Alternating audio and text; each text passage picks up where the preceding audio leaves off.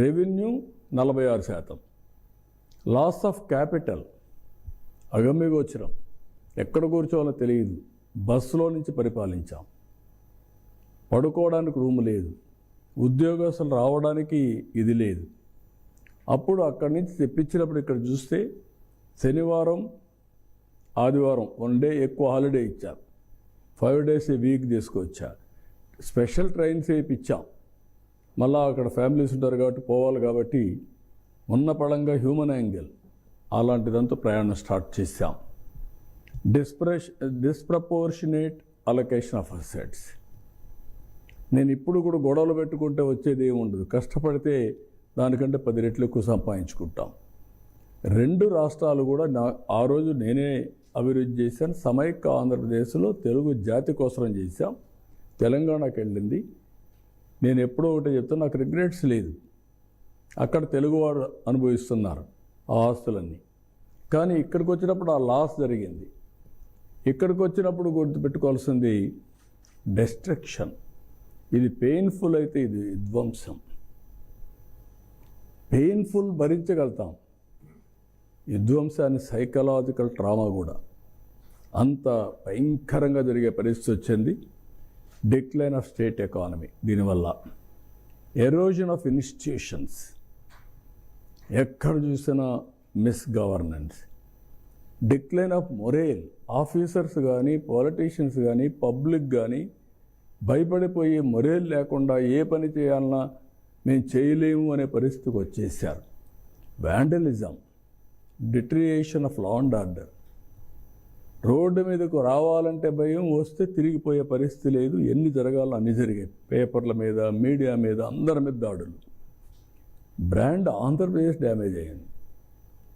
ఒక వ్యక్తి డ్యామేజ్ అయితే పర్వాలేదు, కానీ బ్రాండ్ ఏపీ ఎవరైనా ఎక్కడన్నా పోతే మీది ఏ రాష్ట్రం అంటే ఆంధ్రప్రదేశ్ అంటే చిన్న చూపు చూసేవాళ్ళు.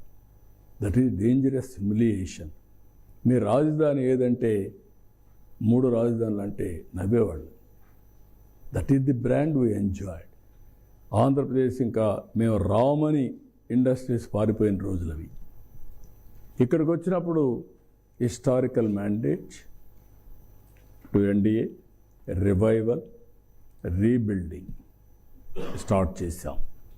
ఈరోజు నేను ఎన్నోసార్లు చెప్పాను, నేను, జనసేన, పవన్ కళ్యాణ్ గారు, నరేంద్ర మోడీ గారు ఆ రోజు ఏదైతే మేము ఎలక్షన్ ముందు చెప్పామో దాని ప్రకారం ఈ 2 సంవత్సరాల్లో అనునిత్యం పనిచేసి ఏం చేయాలో చేశాం. కొంతవరకు సెట్ చేయగలిగాం.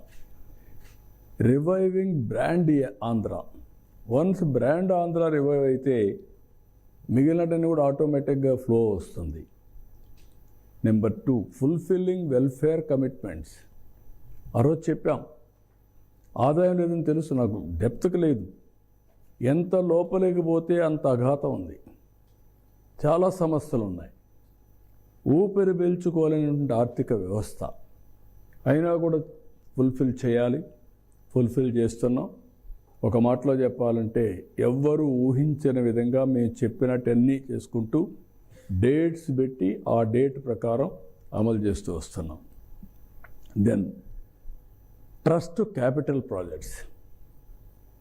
నేను ఎప్పుడూ చెప్పాను, ఎప్పుడు కూడా ఆదాయం రావాలంటే అభివృద్ధి జరగాలి.